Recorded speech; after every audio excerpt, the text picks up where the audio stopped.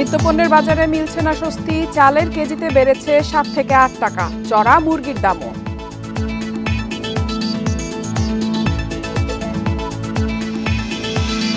প্রবাসী আয়ে ডলারের দাম বেঁধে দিল বাংলাদেশ ব্যাংক, 123 টাকার বেশি দামে কিনবে না ব্যাংকগুলো।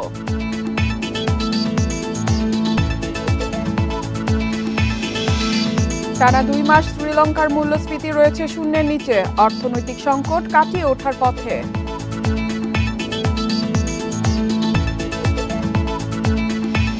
সাবেক আমন্ত্রণ অর্থনীতি সারাদিনে আপনাদের সাথে আছি ইফাতারা। শুনছিলেন শিরোনাম, এবারে জানাবো বিস্তারিত। নিত্যপণ্যের বাজারে মিলছে না স্বস্তি, রাজধানীর বাজারে বেড়েছে চাল ও মুরগির দাম। সব ধরনের চালের দাম কেজিতে বেড়েছে 7 থেকে 8 টাকা। তবে স্বস্তি ফিরতে শুরু করেছে শীতকালীন সবজিতে। সব ধরনের সবজির দাম কেজিতে কমেছে 5 থেকে 10 টাকা। নতুন ধান উঠলেও বাজারে কমেনি চালের দাম। রাজধানী খুচরা বাজারে চালের দাম কেজিতে বেড়েছে 7 থেকে 8 টাকা। মোটা চাল কেজিতে কিনতে গুনতে হচ্ছে 52 টাকা। মিনিকেট প্রকারভেদে বিক্রি হচ্ছে 74 থেকে 78 টাকা কেজি। আর নাজিরশাইল মিলছে 80 থেকে 92 টাকায়। 1800 সামথিং টাকা বা 1900-র মধ্যে আমরা 25 কেজি যে বস্তাগুলো এগুলো আমরা নিয়েছিলাম। তো আজকের বাজারে তুলনামূলক ওরা বলতেছে দাম বেড়ে গেছে। এখন কেন ধানের দাম বাড়তি এটা ওনারা বলতে পারে ভালো, আমরা তো আর ওনাদের ছাড়া অন্য বিকল্প কোনো রাস্তা নেই মাল আনার। যে চাউল কিন্তু আমরা 60 টাকা, সে চাউল 75 টাকা কেজি। বিভিন্ন কর্পোরেট যে কোম্পানিগুলো আছে আর যে মেলার আছে তারা সিন্ডিকেট করে কিন্তু কি দামটা বাড়াইছে। বেড়েছে মুরগির দামও। ব্রয়লার মুরগি বিক্রি হচ্ছে 200 টাকা কেজি দরে, আর সোনালী মুরগি 340 টাকায়। যে হিসাবে আমাদের চাহিদা ওই হিসাবে কিন্তু উৎপাদন অনেক কম, এই জন্য মুরগির দামটা একটু বেশি। তারপরে পিকনিক, বিয়ে শাদীর চাপ একটু বেশি। মুরগির বাজার অস্থির, শীতের দিনে চাহিদাও বাড়ছে, সিন্ডিকেটের কারণেও বাড়ছে। তবে স্বস্তি ফিরছে শীতকালীন সবজির দামে। গত সপ্তাহের তুলনায় কমেছে শিম, মূলা, বেগুন, টমেটো সহ বেশিরভাগ সবজির দাম। এখন সবজির দাম যথেষ্ট কমে গেছে এবং আমি 385 টাকা সবজি নিলাম, আপনার সামনেই দেখলেন প্রায় 1 ব্যাগ সবজির মতো সবজি উঠছে। বাজার নিয়ন্ত্রণে মনে হয় কন্ট্রোল নাই, কারণ গত সপ্তাহে যেই দামে কিনছি তার থেকে এই সপ্তাহে অনেক বেশি। আসলেই বাজারে সয়াবিন তেলের সরবরাহ স্বাভাবিক হয়েছে, আর ডিম প্রতি ডজন বিক্রি হচ্ছে 135 থেকে 140 টাকা দামে। Shafil Alam Sujan, Independent News, Dhaka. দেশের ব্যাংকগুলো 123 টাকার বেশি দামে প্রবাসী আয়ে ডলার না কেনার সিদ্ধান্ত নিয়েছে। ব্যাংকগুলোকে একই রকম নির্দেশনা দিয়েছে বাংলাদেশ ব্যাংকও। ডলারের ক্রয় মূল্য 126 থেকে 27 টাকা ওঠার পর এই সিদ্ধান্ত নিয়েছে ব্যাংকগুলো। ডিসেম্বরের মধ্যে আমদানি দায় পরিশোধের নির্দেশনার পর ডলারের বাজার অস্থির হয়ে উঠেছে। কিছু ব্যাংক 126 থেকে 27 টাকায় ডলার কেনায় বাজারে বিক্রয় মূল্য বেড়ে যায়। এ পরিস্থিতিতে কঠোর হয় কেন্দ্রীয় ব্যাংক। পরে ব্যাংকগুলো নিজেরা সিদ্ধান্ত নেয় 123 টাকার বেশি দামে ডলার না কেনার। এমন সিদ্ধান্তের পর মঙ্গলবার ব্যাংকগুলো সর্বোচ্চ 124 টাকা 50 পয়সা দরে প্রবাসী আয়ের ডলার কেনে। ফলে দাম আবার কমতে শুরু করেছে। সংশ্লিষ্টরা জানান, রিজার্ভ বাড়াতে বাজার থেকে প্রচুর ডলার কিনেছে কেন্দ্রীয় ব্যাংক। অন্যদিকে আগের বকেয়া পরিশোধের নির্দেশনা দেয়া হয়েছে। এছাড়া সম্প্রতি বিপিসি, পেট্রোবাংলা, সিভিল এভিয়েশন সহ সরকারের বিভিন্ন আমদানির চাপ ছিল। সব মিলিয়ে ডলারের দর অনেক বেড়ে যায়।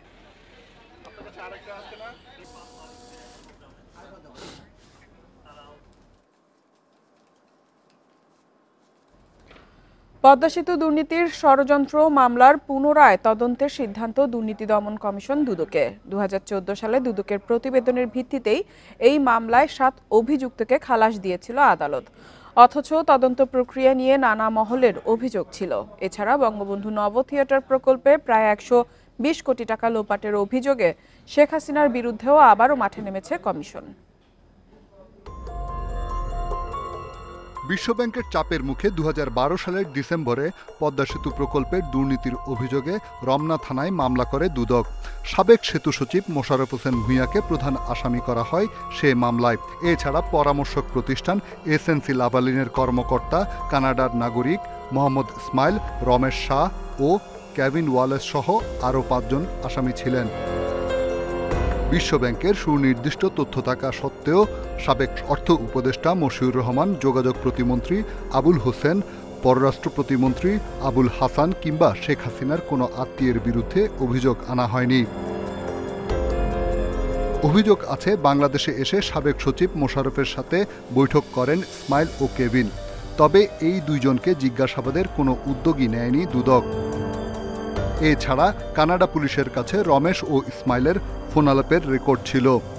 কানাডা সফরে গিয়ে দুর্নীতির এই প্রমাণও সংগ্রহের চেষ্টা করা হয়নি, তাই সার্বিক বিবেচনায় মামলাটি আবারও তদন্তের সিদ্ধান্ত। এদিকে ১৯৯৬ সালে বঙ্গবন্ধু নভ থিয়েটার প্রকল্পে প্রায় ১২০ কোটি টাকা লোপাটের অভিযোগ শেখ হাসিনার বিরুদ্ধে। সে বিষয়ে নতুন করে তদন্ত করবে দুদক। এছাড়া বিভিন্ন বিমানবন্দরে উন্নয়ন কাজে দুর্নীতির অভিযোগে শেখ হাসিনার প্রতিরক্ষা উপদেষ্টা তারেক আহমেদ সিদ্দিকী সহ ৮ জনের বিরুদ্ধে অনুসন্ধান শুরু হয়েছে।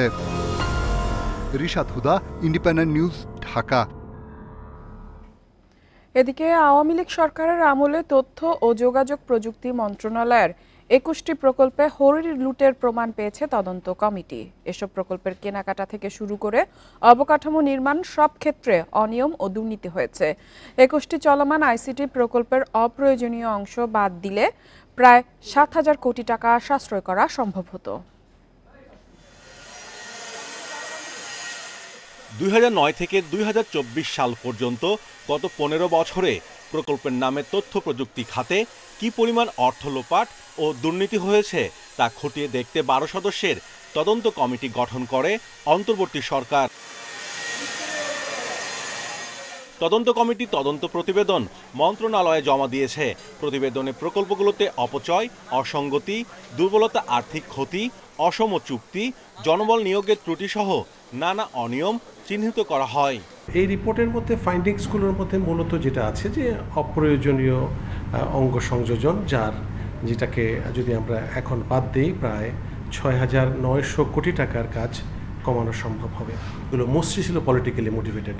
ধরা যাক একজন মেম্বার অফ পার্লামেন্ট অথবা একটা বিশেষ পরিবারের সদস্যদেরকে খুশি করার জন্য এমন সমস্ত লোকেশনে এই প্রজেক্টগুলোকে সিলেক্ট করা হয়েছিল যেগুলো আলটিমেটলি কোনো বিজনেস কেস নাই এবং এন্ড অফ দ্য ডে দেখা যাবে ওয়েস্টেজ অফ মানি, যেটা আমাদের বহু প্রকল্পের ক্ষেত্রে হয়েছে।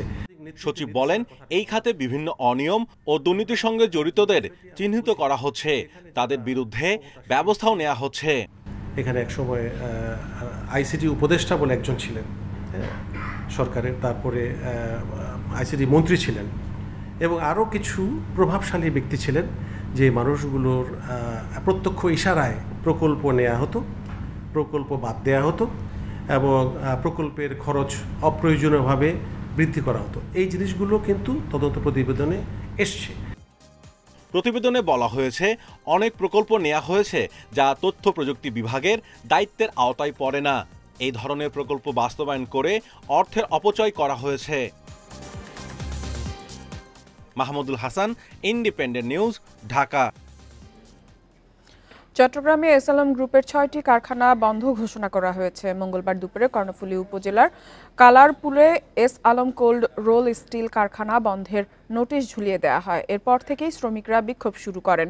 বন্ধ হয়ে যাওয়া অন্য কারখানাগুলো হলো SLM refined sugar industries power plant, power generation limited ও ইনফিনিটি সিআর স্ট্রিপস ইন্ডাস্ট্রিজ। এর মধ্যে ৩টি কারখানা ইছানগর ও একটি বাঁশখালীতে অবস্থিত। এসব কারখানায় অন্তত ১২,০০০ শ্রমিক কর্মচারী কাজ করত। পুলিশ জানায়, শ্রমিকদের একটি অংশ বিক্ষোভ শুরু করার কিছুক্ষণের মধ্যে তাদের সরিয়ে দেওয়া হয়।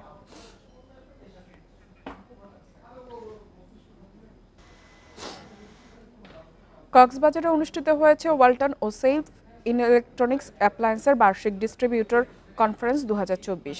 ২৩ ও ২২ ডিসেম্বর দুটি সম্মেলন। সারা দেশে শতাধিক ডিস্ট্রিবিউটর, বিক্রয় প্রতিনিধি সহ প্রতিষ্ঠানটির পরিচালনা পর্ষদের সদস্য এবং ঊর্ধ্বতন কর্মকর্তারা অংশ নেন। দুটি সম্মেলনেই আতশবাজির মধ্য দিয়ে উদ্বোধন করেন ওয়ালটন হাইটেক ইন্ডাস্ট্রিজের চেয়ারম্যান এস.এম. শামসুল আলম এবং ব্যবস্থাপনা পরিচালক এস.এম. মাহবুবুল আলম। সম্মেলনে ওয়ালটন ও সেফ ইলেকট্রিক্যাল অ্যাপ্লায়েন্সের বিক্রিতে ধারাবাহিক প্রবৃদ্ধি জোরদার করতে সময়োপযোগী বাজার গবেষণা, বিপণন ও ব্যবসায়িক কলা কৌশল নিয়ে পরিবেশকদের গুরুত্বপূর্ণ দিক নির্দেশনা দেন ঊর্ধ্বতন কর্মকর্তারা। সম্মেলনে চলতি বছর ইলেকট্রিক্যাল অ্যাপ্লায়েন্স বিক্রিতে ধারাবাহিক প্রবৃদ্ধি অর্জনে বিশেষ অবদান রাখায় অর্ধশতাধিক পরিবেশককে পুরস্কৃত করা হয়।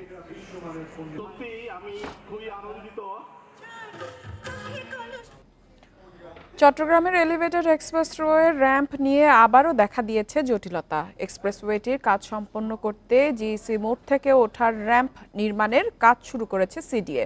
তবে নগর পিতা ও নগরবিদদের আপত্তির মুখে কাজ শেষ হওয়া নিয়ে সংশয়ে কর্তৃপক্ষ।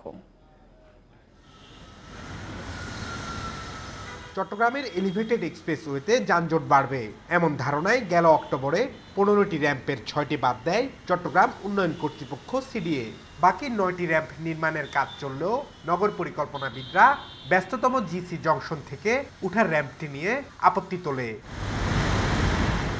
নগরবিদরা মূল সড়কের প্রশস্ততা কমে যাওয়া ও যানজটের যুক্তি দিলেও সিডিএর দাবি এই র্যাম্প করা না হলে এলিভেটেড এক্সপ্রেসওয়ে অনেকটাই অকার্যকর হয়ে যাবে। আমাদের 9টা র্যাম্প করছি, তার মধ্যে কিন্তু টাইগার পাস র্যাম্পটা অলরেডি বাদ। তাহলে আপনি যদি জিসি র্যাম্পটাও বাদ দেন তাহলে মানুষ উঠবে কেমনে? মানুষ এখন উঠতেছে সেই মুরাদপুর এবং 2 নম্বর গেট থেকে। তাহলে তো আমি শহরটাকে তো আমি কানেক্টিভিটির মধ্যে আনতে পারলাম না। নগরীর লালখান বাজার থেকে পতেঙ্গা পর্যন্ত প্রায় 15 কিলোমিটার দীর্ঘ মূল এক্সপ্রেসওয়েতে গত আগস্টে যান চলাচল শুরু হয়। তবে লালখান বাজার ও টাইগার পাস অংশে উঠার র্যাম্প না থাকায় পতেঙ্গা যেতে ভোগান্তি হয়। এখানে একটা ব্যস্ততম স্কুল বাওয়া স্কুল সেখানে রয়েছে, সেখানে সারা চট্টগ্রামের লোক ঘুরে ফিরে ওই জিএসির দিকে তারা আসতে থাকে। কাজে এখানে যানজট আরও বাড়তে থাকবে এবং সেটা কোনো ক্রমে আমরা হতে দিব না। পূব দিকের গাড়ি সবগুলো যদি জিএসির মোড় থেকে উঠতে হয় তাহলে ওদেরকে 5 কিলোমিটার ঘুরতে হবে, একবার যাবে একবার আসবে।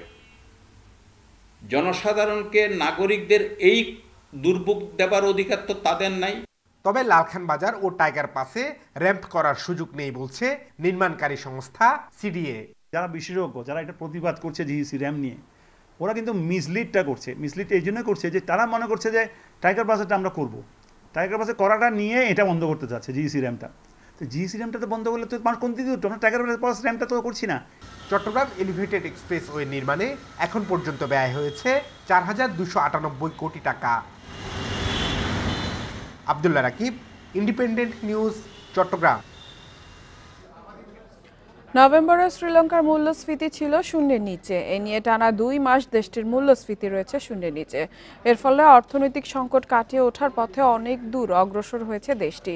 নভেম্বরে মূল্যস্ফীতির হার -1.7% নেমে এসেছে। এ সময় খাদ্যে মূল্যস্ফীতি ছিল 0%, অর্থাৎ আগের বছরের একই সময়ের তুলনায় দেশটিতে খাবারের দাম বাড়েনি। এই সময় শ্রীলঙ্কার মুদ্রা রুপির দরবৃদ্ধির সঙ্গে বিদ্যুৎ ও জ্বালানির দাম কমানো হয়েছে। বিশ্লেষকরা বলছেন 2025 সালের প্রথম 2 মাসেও মূল্যস্ফীতির হার ঋণাত্মক থাকতে পারে। এরপর গাড়ি আমদানি শুরু হলে বিদেশি মুদ্রার চাহিদা বাড়তে পারে, তখন মূল্যস্ফীতির হার আবার শূন্যের ওপরে যাবে, যদিও তা 4%-এর ওপরে যাবে না। ক্যাডবেরি চকলেট 170 বছর পর প্রথমবারের মতো রয়্যাল বা রাজকীয় ওয়ারেন্ট হারিয়েছে।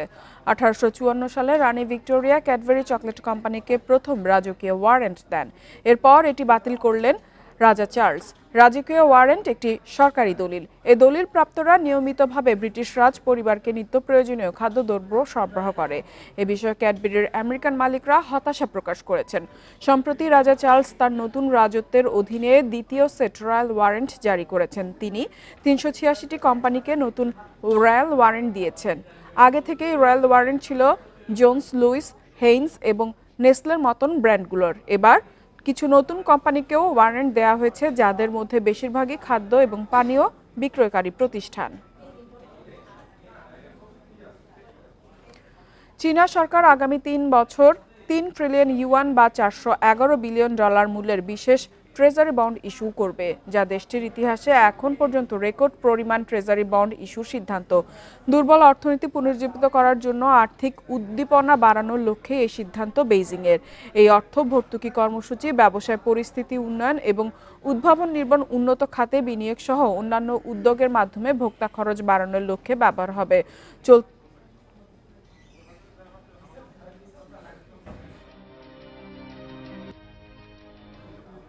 আর এই ছিল অর্থনীতি সারাদিনের আজকের আয়োজনে। ইন্ডিপেন্ডেন্ট টেলিভিশনের সব খবর আরও জানতে চোখ রাখুন ফেসবুক, ইউটিউব এবং এক্সে। আমন্ত্রণ আমাদের পরবর্তী সংবাদে।